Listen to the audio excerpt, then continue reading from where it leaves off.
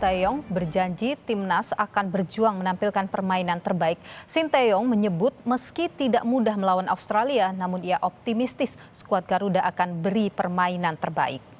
Sinteyong ditemani bek Justin Hubner menggelar konvers jelang pertandingan melawan Australia pada lanjutan babak ketiga kualifikasi Piala Dunia 2026 di GBK. Taeyong menyatakan tidak mudah melawan Australia karena secara peringkat Indonesia ada di bawah Australia. Namun Sinteyong berjanji timnas akan berjuang dan tampilkan permainan terbaik besok malam.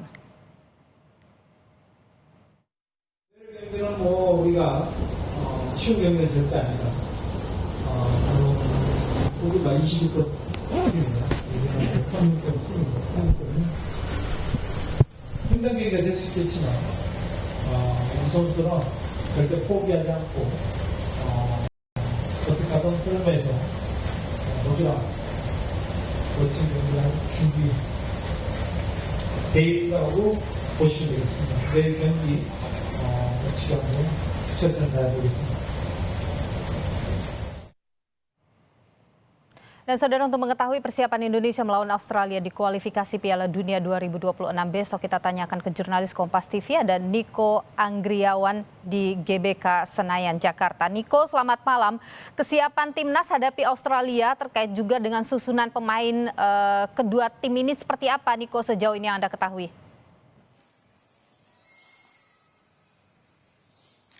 Ya, selamat malam Niluh dan juga saudara. Pada hari ini digelar latihan yang dilakukan oleh Timnas Australia dan juga Timnas Indonesia. Timnas Australia sendiri ini telah melakukan sesi latihan di Stadion A, Gelora Bung Karno, Jakarta. Sementara nanti pada pukul 19.00 waktu Indonesia Barat, Timnas Indonesia akan menggelar latihan di Stadion Madia, Gelora Bung Karno, Jakarta. Adapun ada beberapa catatan yang diberikan oleh pelatih Sinteyong terhadap nantinya untuk mempersiapkan anak asuhnya untuk melawan Australia di laga besok. Ini adalah stamina. Stamina ini yang nantinya digarisbawahi oleh Sinteyong karena penerbangan dari Arab Saudi ke Indonesia ini juga cukup melelahkan seperti itu ya. Apalagi untuk kiper Martin Paes. Yang kiper Martin Paes ini yang harus terbang dari Amerika Serikat ke Arab Saudi lalu harus kembali terbang menuju Indonesia untuk melakoni laga Indonesia melawan Australia. Dan sementara untuk susunan pemain sendiri nantinya Indonesia diprediksi akan memasang kembali kiper andalannya, kiper terbaru andalannya yakni Martin Paes. Lalu kemudian di posisi back nanti ini diprediksi ada Rizky Ridho, Jay Itzes dan Calvin Verdong. Dan untuk nama Justin Hubner ini diprediksi akan masuk sebagai skuad di Timnas Indonesia besok. Namun Sinteyong sendiri tidak menjamin Justin Hubner ini akan bermain sebagai back dari sebagai starter atau bermain dari menit awal. Dan kemudian di lini tengah ini ada Tom Haye, ada Ivar Jenner, ada Nathan Choaon, dan juga ada Sandy Walsh yang akan menggalang permainan di lini tengah Timnas Indonesia. Dan kemudian di depan Sinteyong masih dipastikan mempercayai Witan Sulaiman, Ragnar Oratmangun, dan juga Rafael Struijk yang akan bermain melawan Australia besok. Dan dari Australia sendiri berdasarkan statement dari kapten Timnas Australia Matthew Ryan bahwa timnya nanti akan mewaspadai Indonesia karena Indonesia sudah memiliki gaya bermain sepak bola ala sepak bola Belanda seperti itu ya. Dan kemudian hasil imbang melawan Arab Saudi pada laga kualifikasi Piala Dunia kemarin inilah yang menjadi modal Indonesia harus bisa memenangkan laga melawan Australia untuk mendapatkan poin penuh. Baik, Niko, kalau dari tim sudah begitu siap untuk menghadapi Australia, kalau dari GBK-nya sendiri stadion seperti apa?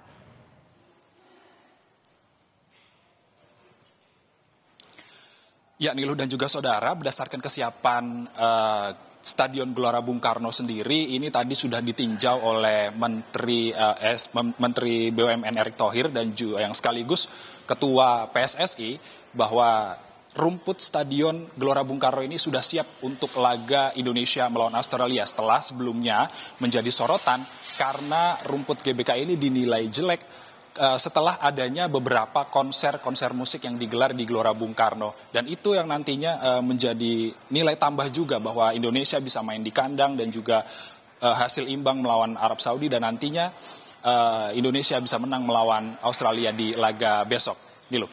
stadion sudah siap, begitu juga dengan timnas sudah siap. Kita akan nantikan pertandingan besok. Terima kasih Niko Anggriawan, jurnalis Kompas TV atas informasi Anda langsung dari Stadion Gelora Bung Karno, Jakarta. Saudara, Indonesia akan berhadapan dengan Australia Selasa besok usai menahan imbang Arab Saudi 1-1 di babak ketiga kualifikasi Piala Dunia 2026 zona Asia Grup C Jumat pekan lalu. Bagaimana saudara peluang Garuda Muda mengalahkan Australia besok hingga peluang menuju Piala Dunia 2026 mendatang? Kita kupas lebih dalam lagi saudara bersama dengan pengamat sepak bola Anton Sanjoyo. Bung Joy, selamat malam.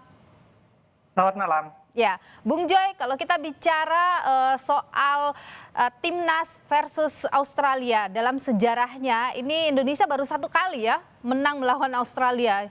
Saya lupa tahunnya begitu. Tapi kalau Anda melihat track record perjalanan kita versus Australia ketika berhadapan dengan Australia, bagaimana peluangnya besok ini?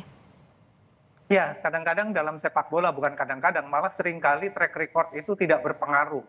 Karena memang situasinya udah sangat berbeda, apalagi sekarang Indonesia kan tim yang sama sekali berbeda dengan beberapa tahun yang lalu. Sekarang kan hampir ketika kemarin melawan Arab Saudi 9 pemain adalah pemain diaspora yang besar di Eropa dengan disiplin Eropa, dengan gesture Eropa. Jadi memang timnya sudah sangat-sangat berbeda. Jadi memang kalau bicara peluang, saya rasa dengan kemarin menahan Arab Saudi di Jeddah. Padahal banyak orang mengatakan, waduh Arab Saudi berat nih, tapi ternyata bisa main imbang dan itu start yang sangat bagus. Dan sekarang menghadapi Australia dengan rekor yang tidak begitu bagus, tapi itu rekor harap dilupakan saja karena sekarang timnya berbeda, confidence sangat tinggi dan pemain-pemain juga sudah punya chemistry yang menurut saya cukup bagus ya, meskipun seperti Martin Pas baru bergabung, tapi yang lain pemain diaspora begitu bergabung juga langsung tune in. Jadi rasanya sih tidak ada masalah dengan tim. Hanya saja memang barangkali di lapis kedua pemain cadangan harus meningkatkan portofolionya supaya bisa bersaing di level atas sama dengan starting line up. Ini yang masih menjadi PR bagi Sintayong. Tapi saya rasa sih sudah 2-3 hari sejak lawan Arab Saudi pasti semua kekurangan sudah diperbaiki dan saya yakin Sintayong masih akan mempergunakan strategi yang sama karena memang itu strategi yang dia sukai dan pemain pun sudah sangat paham. Oke, strategi yang sama dengan pemain yang sama begitu Anda lihat mungkin? Hampir sama, kemungkinan memang ada beberapa perubahan karena kan Hubner sudah bisa main. Sementara kemarin yang main di posisi Hubner, Sandy Walsh juga nggak jelek-jelek amat gitu. Malah menurut saya lini belakang adalah salah satu lini dengan departemen terbaik selain lini tengah ya. Jadi barangkali mungkin yang akan agak berubah di lini depan.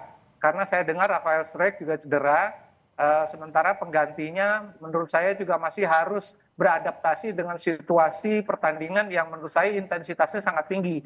Karena bagaimanapun ini adalah pra Piala Dunia, dan semua orang berharap bahwa Indonesia bisa memenangi laga melawan Australia di GBK. Jadi barangkali yang agak masih mengkhawatirkan memang lini depan. Karena kan lini depan sejauh yang saya amati dalam 3 atau 4 pertandingan terakhir memang ketajamannya kurang. Nah ini yang masih menjadi PR dan masih harus diselesaikan oleh Sintayong. Tapi saya rasa sih di depan gemuruhnya publik di GBK, asal jangan malah jadi grogi ya. Kalau confidence-nya tetap tinggi, tidak overconfidence, bermain enjoy, seperti Indonesia pernah mengalahkan Jordania di U23 dengan permainan yang sangat apik gitu ya. Harusnya sih bisalah menang melawan Australia, meskipun Australia ini tim yang lebih berpengalaman daripada tim yang lain ya. Bahkan dibandingkan dengan Arab Saudi, tim ini menurut saya jauh lebih matang. Tapi bagaimanapun ini adalah bermain di kandang Indonesia. Apa yang perlu diwaspadai dari Australia? Australia baru aja kalah lawan Bahrain. Dia ibaratnya singa yang terluka dan kemungkinan besar dia juga akan menyerang frontal. Dengan ketangguhan fisik mereka juga, main jam 16.30 nggak ada masalah bagi mereka. Dan rasanya sih physical presence-nya bisa diimbangi oleh pemain-pemain diaspora Indonesia. Jadi nggak ada masalah dengan itu. Tapi memang Australia lebih rapih mainnya dalam menurut saya dalam building dari belakang lebih rapi. Tapi Indonesia punya strategi yang tepat menurut saya. Tapi kalau misalnya dari fisik Indonesia bagaimana, kan Sinteyong juga sempat menyatakan tim lumayan kelelahan juga. Kita lihat pertandingannya, perjalanannya lagi seperti itu. Bagaimana Bung Joy? Ya, Australia juga perjalanan kan 8 jam mungkin ya ke sini. Jadi menurut saya kondisinya harusnya tidak jadi alasan gitu ya. Ya, jadi mungkin sama-sama terbang sekitar 8 jam kan. Jadi mungkin dia terbang dari saya nggak tahu dia terbang dari mana, tapi ke Jakarta kan kira-kira 6 sampai 8 jam gitu. Jadi memang mereka juga lelah lah habis main dan kalah lagi. Artinya Indonesia itu kan draw tapi berasa menang, harus melakukan perjalanan ya happy aja gitu loh. Sementara Australia stres gitu kan, bahkan mereka latihan pun harus ditutupi kain hitam gitu ya kan, supaya mereka benar-benar fokus, tidak boleh diintip oleh siapapun karena memang intensitasnya sangat tinggi, mereka sangat stres. Tapi mudah-mudahan nggak keluar sebagai singa yang terluka ya. Karena kalau dia sebagai singa yang terluka memang harus diwaspadai. Tapi saya rasa Indonesia juga sudah confidence sangat tinggi, apalagi para pemain sudah juga mendapatkan, saya rasa sudah mendapatkan istirahat yang cukup meskipun perjalanan panjang, dan bermain di kandang sendiri memang jauh berbeda. Harusnya sih di atas kertas Indonesia bisa memetik 3 poin. Oke, Bung Joy, kalau tadi Anda sebutkan bahwa ya bermain di kandang sendiri itu harusnya bisa jadi satu hal yang memberi keuntungan lebih untuk Indonesia, begitu? Di mana-mana di seluruh dunia kalau main di kandang sendiri biasanya ada tenaga lebih, ada penonton ke-12 kan gitu loh. Tapi ada juga tim yang main di kandang sendiri justru grogi. Nah, ini mudah-mudahan sih tidak terjadi pada Indonesia.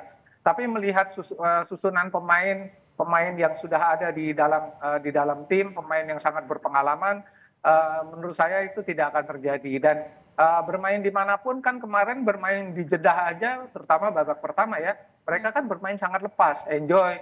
Bahkan mereka bisa mau mengambil resiko, melakukan banyak penetrasi dari lini tengah, melakukan banyak sekali tackling di lini tengah, intercept. Saya rasa sih tidak ada masalah main di GBK, malah harusnya lebih bagus ya. Oke, Bung Joy, Sinteyong dan juga banyak pihak itu menyebut bahwa timnas ini jadi kuda hitam di Asia. Kalau Anda sendiri melihat bagaimana potensi kita ini ke depan? Ya, dengan hasil kemarin memang ini awal yang bagus ya, menahan Arab Saudi di Jeddah. Tapi memang perjalanan kan masih panjang. Kita akan lihat setelah hasil lawan Australia, kalau menang Indonesia benar-benar akan menjadi kuda hitam. Karena kan prediksinya Indonesia ini kan berada di grup yang paling neraka. Karena semua yang ada di grup di C ini semua adalah tim yang berada di peringkat 1 di pot masing-masing, kecuali Bahrain. Jadi memang kalau dibilang pra-Piala Dunia kan semuanya neraka. Enggak, Indonesia paling neraka. Karena semuanya adalah tim yang berada di peringkat pertama pot masing-masing, kecuali Bahrain. Ya kan? Jadi menurut saya memang beban Indonesia jauh lebih enak ya. Karena dalam tanda kutip tidak diunggulkan, tapi kemudian malah bisa bermain lepas. Dan ini yang harus dimanfaatkan oleh pasukannya Sinteyong. Karena justru tidak diunggulkan, mereka harusnya bisa bermain lebih lepas. Karena kalah pun kan nggak apa-apa melawan tim-tim yang hebat gitu kan. Tetap bangga rasanya begitu ya. Bung Joy, terima kasih sudah berbagi pandangan di Sapa Indonesia Malam. Kita akan nantikan bersama bagaimana Indonesia yang akan berhadapan dengan Australia besok malam. Terima kasih Bung Joy. Sama-sama, terima kasih.